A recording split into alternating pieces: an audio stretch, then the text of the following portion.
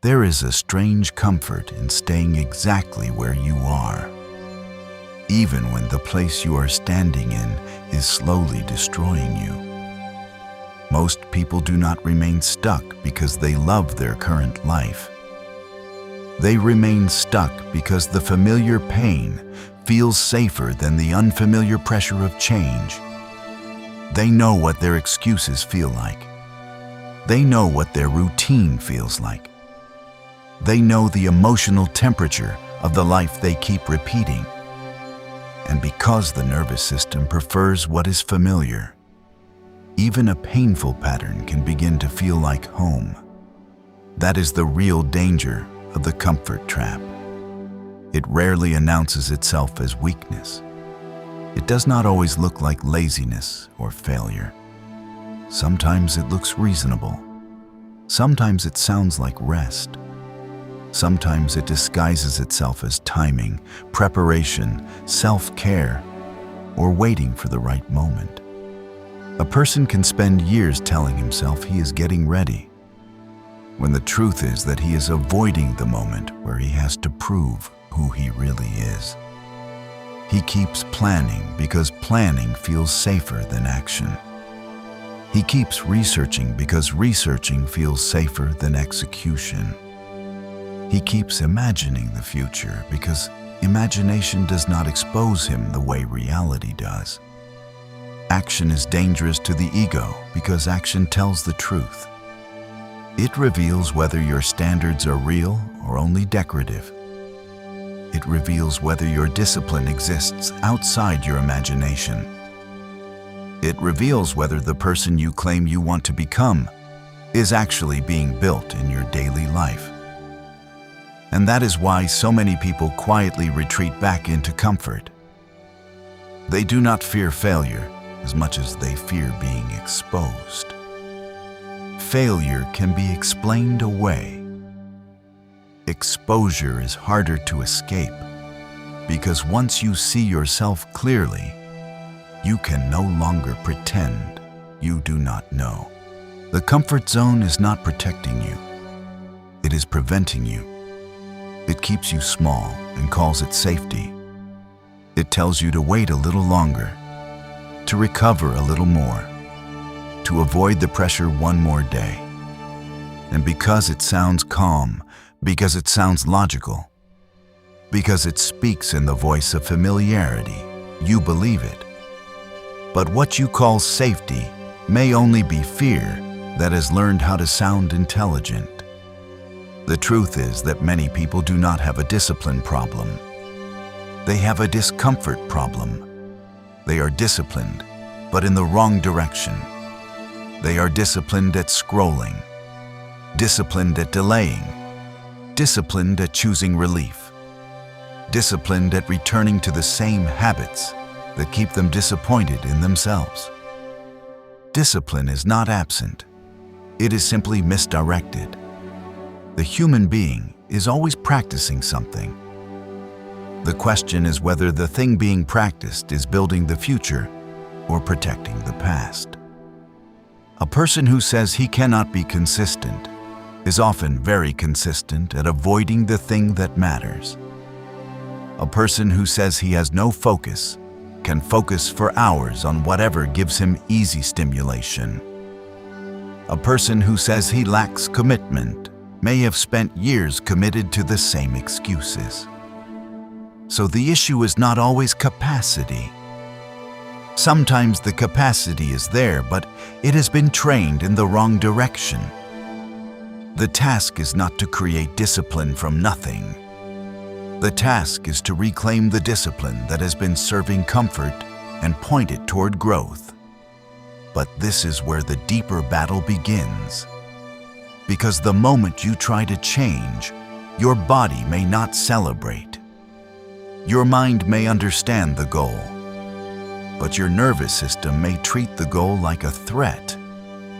This is why change often feels strangely dangerous.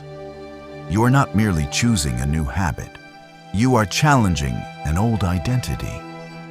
You are stepping outside the emotional environment your body has learned to survive in. And when the body senses unfamiliarity, it often responds with resistance. That resistance can look like fatigue. It can look like anxiety. It can look like irritation, doubt, procrastination, or a sudden desire to do anything except the one thing you promised yourself you would do.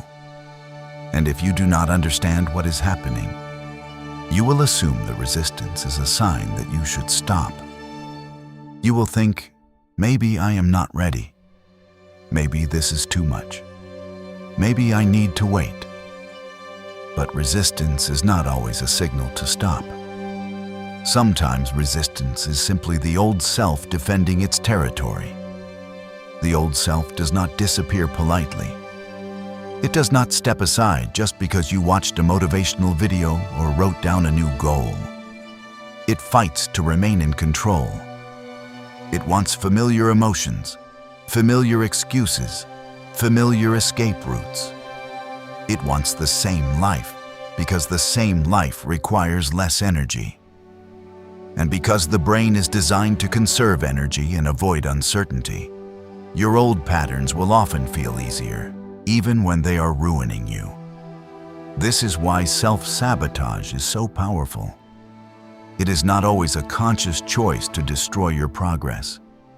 Sometimes self-sabotage is the nervous system choosing familiarity over expansion. It is the body saying, I know this pain, but I do not know that future. I know this disappointment, but I do not know that responsibility. I know this level of pressure, but I do not know what will happen if we rise. So it pulls you back, not because the future is wrong, but because the future is unfamiliar. And under pressure, this pull becomes stronger. When stress rises, the brain begins to shift. The amygdala, the threat detector, becomes louder. It is fast, reactive, emotional, and built for survival. The prefrontal cortex, the part of the brain responsible for planning, judgment, impulse control, and long-term thinking, becomes harder to access. This is why people who are intelligent can make foolish decisions under pressure. It is not that they suddenly became stupid. It is that their nervous system changed the state from which they were making decisions. In a calm state, you know what matters. You know the plan. You know the long-term cost of your bad habits. You know the kind of person you are trying to become. But in a stressed state, your thinking narrows. Your body looks for relief. The fastest escape begins to look like wisdom. The emotional brain says, end this discomfort now. And if you obey it, you may make a decision that gives you peace for 10 minutes and consequences for 10 months. That is why some choices take so long to recover from. Not because you did not know better, but because you decided from a temporary state. You were tired, so you quit. You were triggered, so you spoke. You were overwhelmed, so you ran. You were bored, so you escaped. You were anxious, so you chose comfort. Then the pressure passed, the emotion faded, the body returned to normal, but the consequence remained. A mature person learns not to make permanent decisions from temporary states. If you are exhausted, you wait. If you are emotionally flooded, you pause. If your body is demanding immediate relief, you slow down before you trust the demand. Your best decisions do not come from panic. They come from perspective. And perspective returns when regulation returns. This is why emotional regulation is not a soft skill. It is one of the highest forms of power. It is the ability to keep the thinking brain online while the body is under pressure. It is the ability to feel fear without allowing fear to write the plan. It is the ability to feel anger without handing anger the microphone. It is the ability to feel discomfort without immediately betraying the future to escape the present. Emotional mastery is not the absence of emotion. It is coherence in the presence of emotion. A person who never feels pressure is not strong. He is untested. A person who can feel pressure and still choose clearly is becoming dangerous in the best way. He is no longer controlled by the first feeling that hits him. He has created space between stimulus and response. And in that space, he has begun to build a new identity. Most people never enter that space. They react so quickly that they believe the reaction is who they are. But many reactions are not identity. They are conditioning. The trigger appears, and the body performs the old script. Someone criticizes you, and you defend yourself. A task feels hard, and you avoid it. A moment feels boring, and you reach for stimulation. Pressure rises, and you look for escape. The reaction feels natural because it has been repeated for so long, but natural does not mean free. Freedom begins when you can observe the reaction before obeying it. When anger rises and you can name it, you are no longer completely inside it.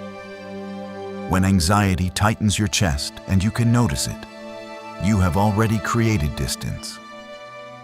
When the urge to escape appears and you can watch it without immediately moving, something powerful has happened. You have shifted from being the emotion to being the one who sees the emotion. And the one who can see can choose. This is why the body must be trained. You cannot think your way out of every storm. Sometimes the first step is physiological. Slow the breath. Lengthen the exhale. Let the body know that the pressure is not death. You are not being chased by a tiger. You are facing an uncomfortable task, a difficult conversation, a demanding goal, a moment of growth. The body may not know the difference at first, so you have to teach it. A double inhale followed by a long exhale can lower arousal quickly. Slow breathing can return control to the system. Grounding the body can bring attention back to the present. These tools are not magic, but they are practical. They give the mind a doorway back into control. Because when the body changes state, the mind gains access again. When panic loses intensity, judgment returns. When the nervous system steadies, the future becomes visible again. But regulation can not only be something you try to do after life has already hit you. You have to rehearse it. You practice calm before the hard conversation. You practice breath before the workout. You practice focus before the deep work session. You practice returning to yourself before the pressure becomes overwhelming. Because you do not rise to the level of your wishes. You fall to the level of your training. This is why controlled discomfort matters. You do not build resilience by avoiding everything that activates you. You build resilience by meeting pressure in doses you can survive, regulate, and learn from. Hard training does this. Cold water does this. Deep work does this. Difficult conversations do this.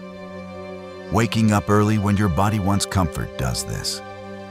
None of these things are magic by themselves, but they give your nervous system evidence. They teach the body, I can feel discomfort and remain here. I can feel resistance and still act. I can be under pressure and not collapse. Every time you do the hard thing and survive it, your identity receives evidence. Every time you keep a promise when you do not feel like it, trust is restored. Every time you stay with a task after the old self begins negotiating, a small part of you becomes stronger. Confidence is not built by repeating affirmations. Confidence is built when the evidence of your behavior begins to prove that you can be trusted. This is how you outwork your former self, not through one dramatic act, but through repeated proof. The old version of you is not defeated by inspiration. It is defeated by pattern. If your pattern is avoidance, you become avoidant.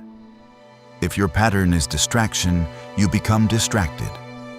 If your pattern is discipline, you become disciplined. Identity follows repetition. So the real question is not simply, who do I want to become?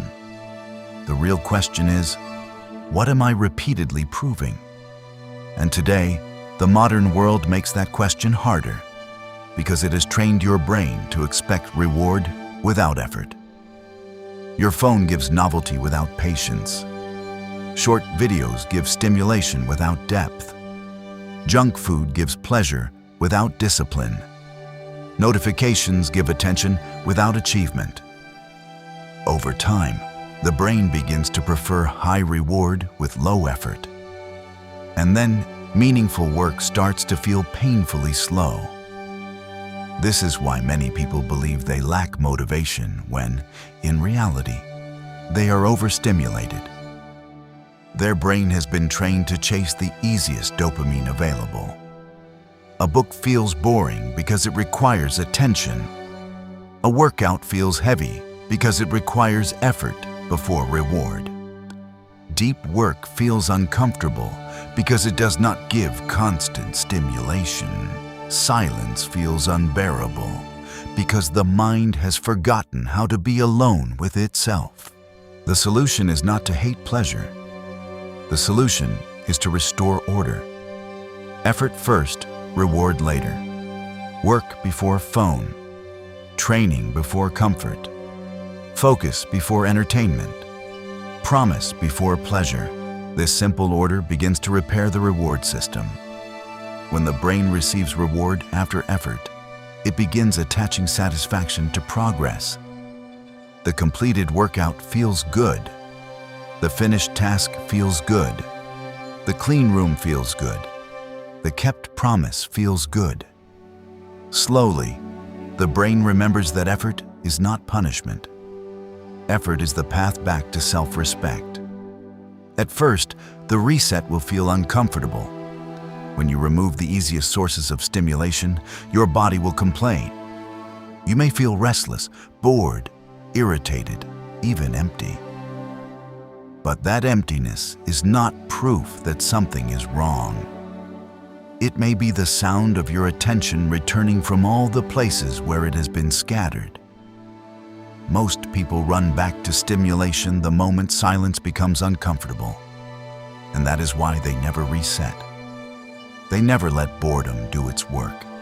They never discover that beneath the noise, there is a quieter motivation waiting to return.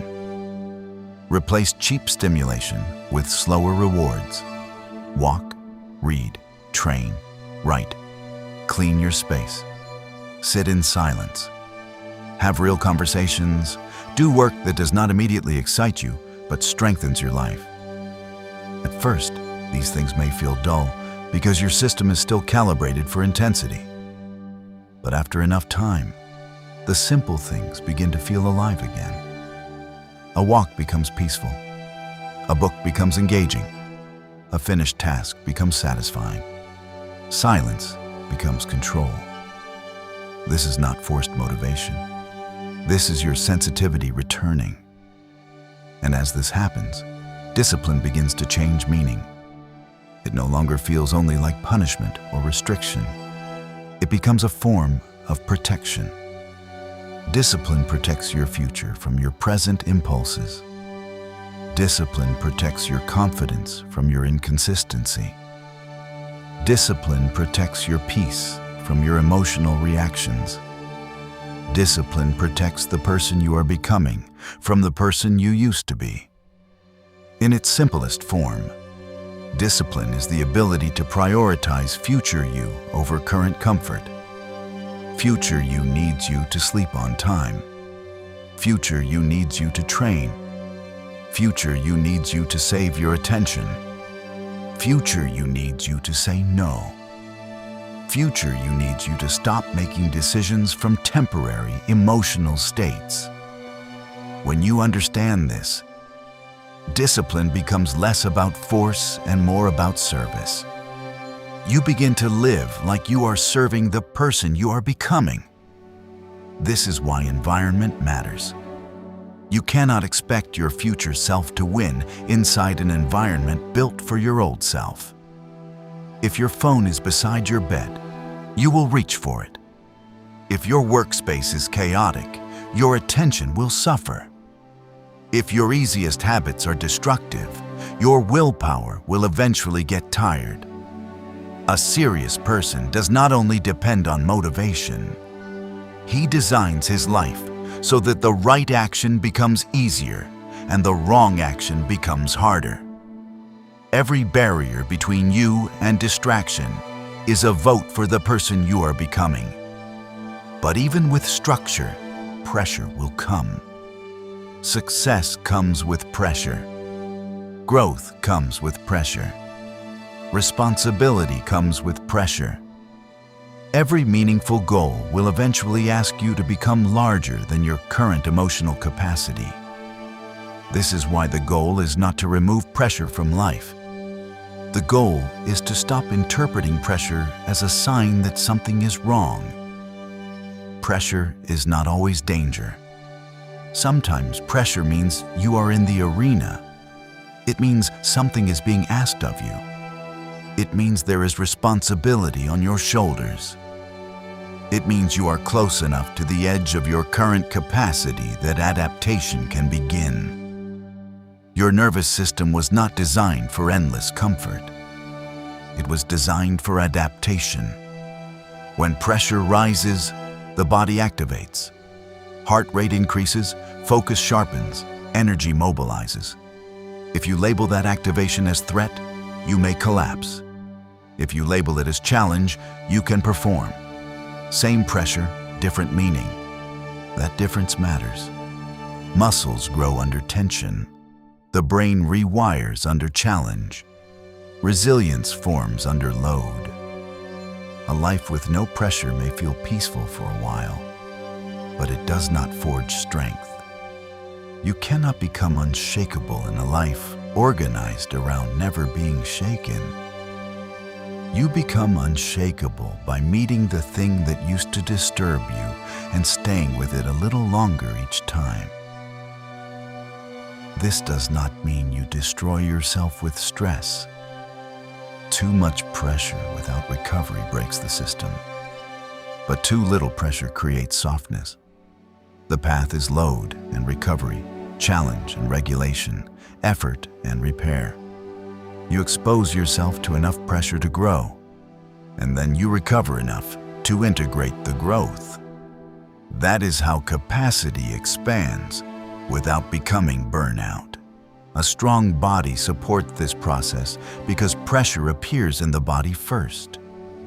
The chest tightens before the thoughts become clear. The breath changes before the mind explains why. The jaw locks, the hands clench, the stomach turns. If you do not know how to command the body, the mind becomes easier to hijack. Training the body is not vanity. It is armor. It teaches the mind to stay under load. It teaches the nervous system that discomfort can be survived. It teaches you that you are not as fragile as your avoidance once made you believe. The person who cannot command his own body will struggle to command his mind. This is not because the body is everything, but because the body is where pressure makes its first argument. If the body says run and you always run, the mind learns that pressure is stronger than purpose. But if the body says run and you breathe, stay, and act anyway, the mind learns something new. It learns that discomfort does not decide. You do. This is the beginning of leaving the old self behind. But leaving the old self is not romantic. It hurts. It creates grief. There is grief in realizing that the life you kept protecting no longer fits.